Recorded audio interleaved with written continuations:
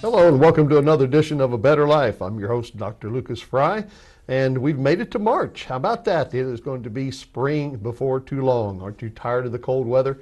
I think everybody's anxious to get out and start digging up all the dead plants and getting a fresh start on things. And so now we'll see exactly how it's all going to come together and how much money we're going to have to spend to make it all look nice.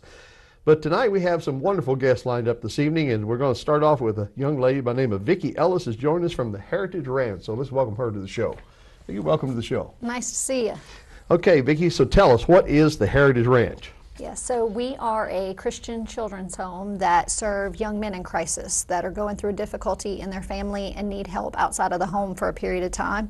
So they come and live with us on our campus in Zachary, and we provide housing, educational support, counseling to them, and then support to their family until they can be reunified. Now, what age group do you basically take care of, or who is welcome? Yeah, ages 10 to 18 is the ages that we work with at the ranch. That's a rough age. It's definitely a time where a lot of the kids are going through a difficult crisis, so there's a huge need for the ranch program. That's cool. So what do they do at the ranch?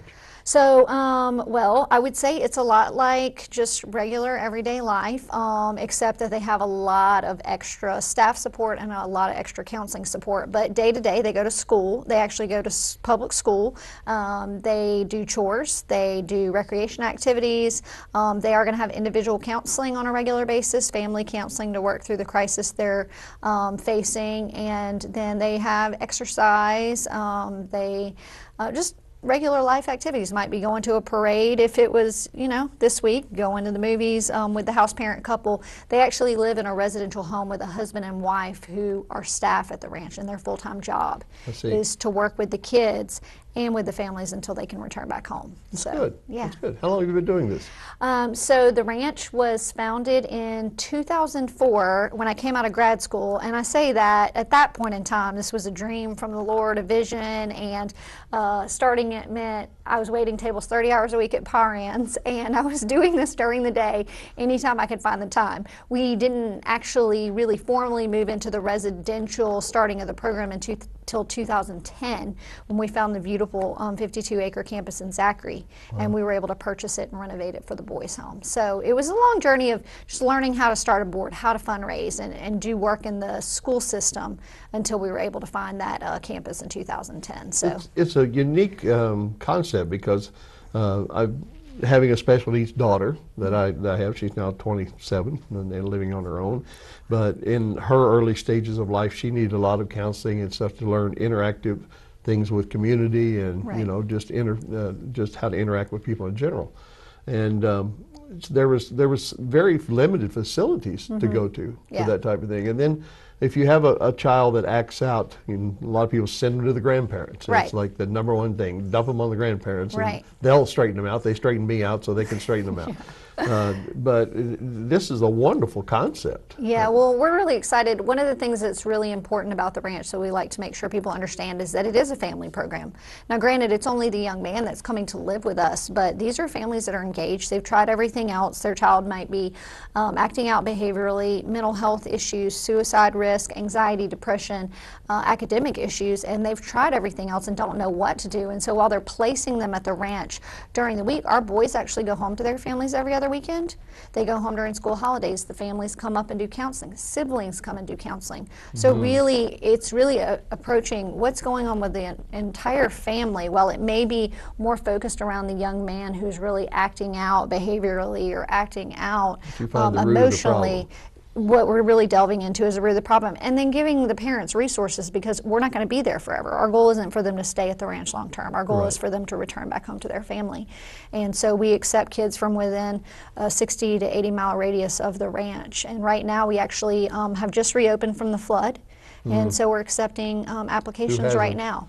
So accepting application, what's the process? How do they find out, or how do they apply? Well, people can call our office or go to our website, and there's information there. But really, calling our office, and what we do is we do a phone interview. And so the parent that's in crisis will call us. They will get information over the phone, and if it's a good fit, they complete an application. We do an interview on campus, and then we move forward with the boys moving onto the ranch campus. So. How is it funded? You're seeking public funds, or is it government funds? It's all privately funded, and certainly there's a huge need for support. We rely on individuals, foundations, churches, corporations that'll partner with us. We have a couple of special events during the year. We actually have our golf tournament coming up on April 24th at the Bluffs in St. Francisville. So that's a great way for a company to sponsor, or a team to come out and sign up to support the ranch. And then people can go to our website, hrbr.org, and there's a give button right there. They can make a one-time gift, sign up for a monthly donation. So I'm a golfer. What's it cost to play in your tournament? it is $700 for a foursome. Oh. And the tournaments are really fun. Matt Flynn actually sponsors it, so he's out there to kind of hang out with people for anybody who loves LSU football. And then also we have food vendors that are on the course during the day. Last year we had 8 restaurants that were placed out on the course. So got to get Burger Smith and South Finn and a lot of other really great food during the golf tournament. Now, what's your other fundraiser? Our other fundraiser is a gala, and it is going to be held Friday, August 17th at the Crown Plaza in Baton Rouge. And it is a fabulous time. We have silent and live auction. We have delicious food from restaurants all over Baton Rouge, St. Francisville, and Zachary. And we have a program that evening to share more about the ranch vision, and Kendra Scott, jewelry pool, a band that is going to be Boku Boogie. So we'll plan on having a good time dancing, and it's going to be a really good event to support the ranch program. Sounds like it's going to be fun. Yes, now, sir. That's coming up in August, and yes. So they can get tickets by contacting you. Yes, at the and how much are gala tickets? Gala tickets are $150 for a couple. Well, that's very reasonable. Yeah, so, but sounds like a fun time. It is a good time. So. All right, so what is your long-term goals for the ranch? Well, thank you for asking. We are actually working towards having 10 homes on campus long-term. So we opened in 2015 with 1 home for boys, and right now we are starting a strategic planning process for building 2 additional homes, and the long-term goal is 10 homes for boys and girls. So eventually we'll serve boys and girls from 10 to 18 on campus, up to 10 homes, and every home has a husband and wife, house parent couple that works with the kids and has 6 kids in it. So that's the long-term goal, is to have 60 kids, and then of course their families will be out and about regularly receiving services. You're going to be busy with that. We're busy now with 6, you know, there's a lot going on to provide the support they really need. How bad was your flood? It was really severe. We actually have 3 buildings on campus. My family lived on campus. We have our offices, and we had the boys' home, and we got 4 feet of water across the 52 acres. And so the last year and a half, we've actually been rebuilding. We just opened in January. So it's certainly a very unexpected, you know, for us as it was with everybody, crisis. And honestly, I tell some people, it gives me kind of a window into what these families feel like when all of a sudden their kids, you know, in crisis and out of control, and it can come out of nowhere with teenagers, and you just don't know what else to do, and you're kind of in this survival mode. And it's like going through the flood, you know, all of a sudden everything's topsy-turvy, upside down, and you're just kind of grasping. I feel like it really has reminded me how much you need community and support in a place like the ranch whenever you're going through something like that personally. So great organization. I thank you for being on the show. Thank you so much. I appreciate it. I hope people will contribute to your operation.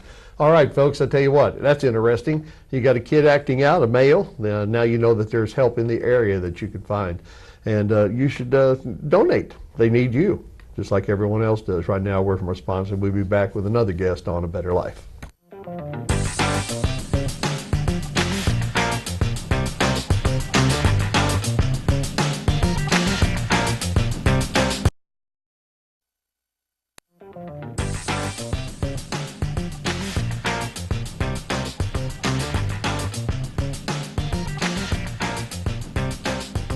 Welcome back to A Better Life. I'm Dr. Lucas Fry, and I tell you what, the first part of this show was all about helping kids, men specifically right now, between the ages of, I believe it was 10 and 18, and it was just a remarkable story about the ranch up in, the Heritage Ranch up in Zachary. I hope you enjoyed that. And now we're going to turn to your personal hygiene.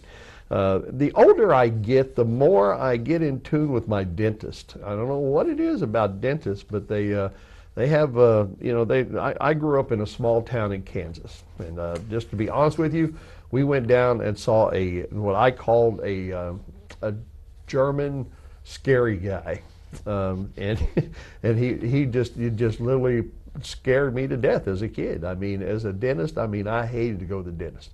So of course, as soon as I left home, got to school, and got out on my own, I didn't pay attention to it.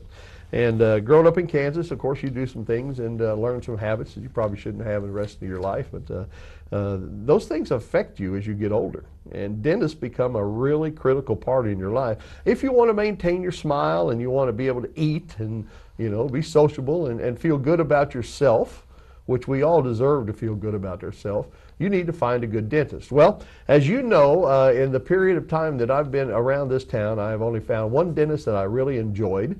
And you know who she is, and she has been a partner with us for a long time. But now I found a new guy, and I tell you what, I want you to find out his story, and we're going to take care of you folks down around Gonzales area tonight.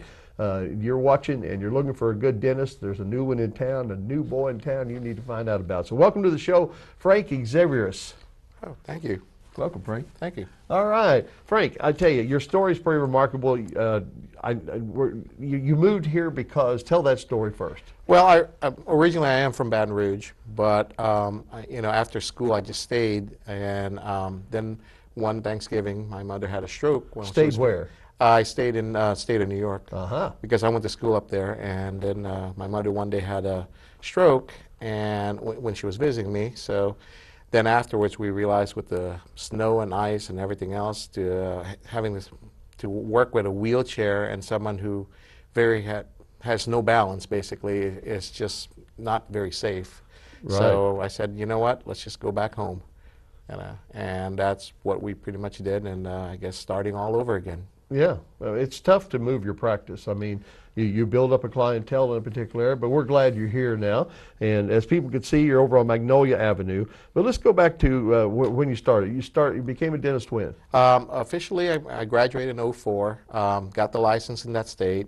Then I went ahead and did a general practice residency, which is another year of training. Now, this is something that most dentists don't do. I mean, I don't think I've ever met a dentist that actually did a general practice residency too. No, that wasn't the trend. It's starting to be more and more incorporated because the volume of information over the years have just increased, and the time that the dental school has is still 4 years, no matter what.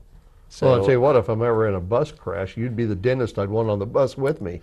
I mean, people, if you don't understand what he just said, basically, if you're going to become a regular doctor, that's the type of residency you have to do. And you have to go hang out at a hospital and work 20 hours a day for almost nothing for many years to get your residency. We've all seen the TV shows about what they do, but I've never known that a dentist would go through that. That really had to give you a perspective on life that you didn't expect.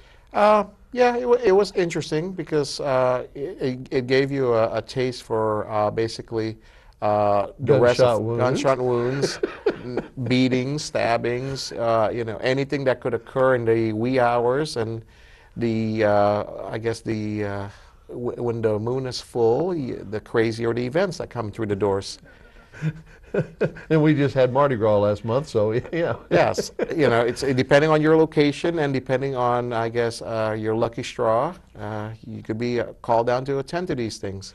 All right, so let's talk a little bit about teeth. What is the number one thing that people eat on a daily basis that is causing them the most harm to their teeth? I think the habits that people do, I think, cause more harm than. It's not so much as what they're eating, but some people have a habit of chewing on pens and end caps, or just. That's bad for your teeth? Well, it's stainless steel. I personally got into cinnamons, little cinnamon, and didn't realize anything of what I was doing. And for a year, between dentist visits, I was daily 5-6 cinnamons, and it was like 8. Problems in my mouth directly tied to the cavities. Well, that's because the mouth was constantly acidic for a very long time.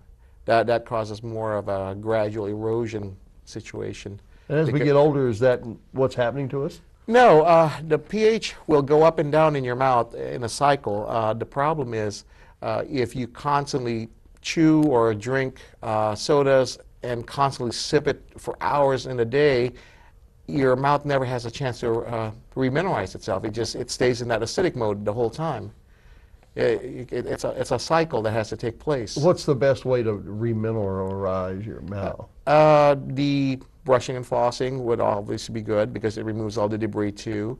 Fluoride rinses that they sell over the counter. There's plenty with many wonderful flavors now, which wasn't in existence, 20, 30 years ago.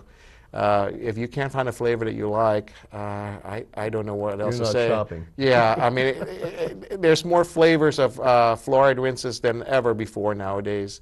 And so fluoride rinses is the best thing to do. Like if you go to work and you have a sandwich, come back from lunch, pop in the men's room and rinse with fluoride. If you're worried about remineralization and tooth decay, yes. If you have dry mouth issues, there are other mouth rinses like biotin that helps out to keep the mucosas, moist. And but at the end of the day, it's like everything else in life. If you never clean your house, you never wash your car, eventually, things start to happen. Right. But that's pretty much some of the very inexpensive, very easy preventives you can do.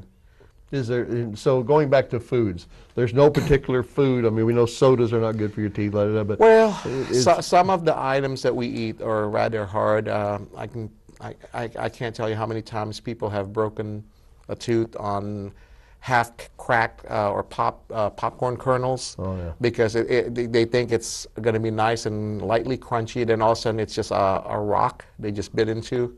You have to worry about those kind of things, especially as you get older. The teeth has more little micro fractures in it to begin with. You have some fillings in between. Right. So when you put a nice popcorn kernel and you bite into it, it acts like an axe basically, and just wedges the two pieces in half. All right, speaking of getting older, we're going to talk about that when we come back. Specifically to you folks at home that are wanting to find out about dentures and all these ads you've seen on our TV station for cheap dentures and stuff like that. We're going to talk about that. So stay tuned. We'll be right back with more of A Better Life.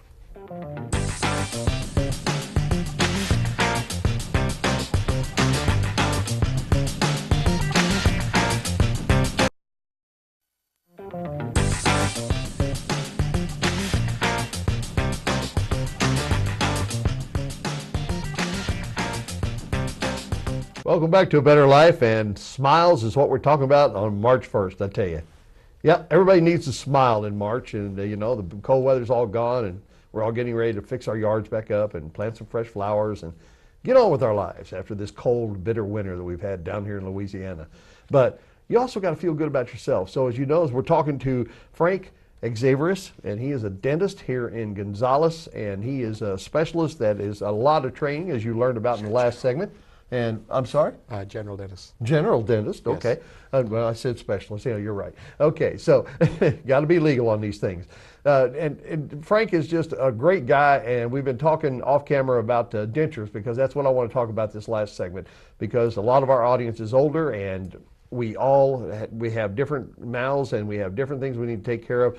Frank, there's a lot of ads on our station about these great, really super affordable dentures, and I'm not going to mention any company names, but just ridiculous prices to get in. You were sharing something that a lot of these are bait and switch type programs. What are we dealing with here? The problem with a lot of the very low end price dentures, they're not the same as what most dental offices provide, because they usually don't use the same quality teeth, they don't use the same quality acrylics, the processing is different on them, and what they do is they have usually an option, which is a nice entry point if you're going to use it as maybe an initial first denture that you're like training wheels, but it's not something to last a couple of years for.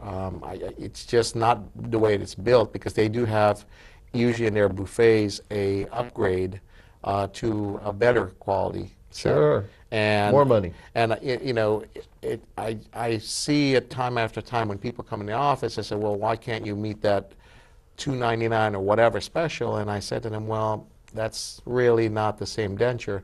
And also, with laboratories, there are now offshore imported items, and the problem with those is it's going into your mouth. You're going to be basically like a lozenge or a piece of candy. It's going to be in there for hours and hours. Do you really want something that no one ever paid attention to in terms of the quality of plastics that it's made of? Because if it's made in another country and it's being shipped here, that country's not going to care. Now, one of the things we talked about is I had actually been in a place where they made the partials, and there was 20, 25 technicians all in their little areas working. And when you said that you don't like to use those kind of places. I'm more of a favor of the smaller mom and pop shop because there's more accountability in terms of the precision of the way things are made, more a sense of pride, because if there's one lady or one gentleman who's manufacturing these things, they tend to really have more of a sense of like, this is my creation, this is my artistic creation, and I tend to have less hassles in terms of adjustments that I have to do, and in terms of the overall fit when the patient receives it. Smart, very smart. So you use American products and local products. Yes, I do local products for everything except the flexible material, because I haven't found one locally that does the flexible material. That's only on a flexible partial. Usually you don't do a flexible denture. Now, you were saying about partials that this new thing, implants, is becoming very popular. Yes. So as you grow older and you don't have any teeth, the ridge keeps on resorbing and resorbing and resorbing. It just basically shrinks. And once it shrinks to a point, it makes it very difficult for the basically a plastic plate to stay in your jaw and to remain stable. So therefore, implants come into place, because now it's actually snapping into a titanium piece that's in the jaw, and it's not moving at all. Or you can have it actually screwed in. There's two different ways. There's removable attachments, and there's actually fixed attachments for those things. Which is best? It depends on the patient's dexterity. It depends on the situation and case. There's more difficulty in hygiene if it's fixed versus if it's removable. And anything is better than just a piece of plastic or acrylic, which is what the plastic is usually made out of on a denture, that just floats around in your mouth and just you pray for suction to hold. As much as I wish every Polident commercial is true, most people don't have that size ridge and that size anatomy to support the I eat corn on the cob with just a little bit of Polident. It's just not going to work. Dentures it's just how much money are we talking about compared to a regular denture going with these new implants?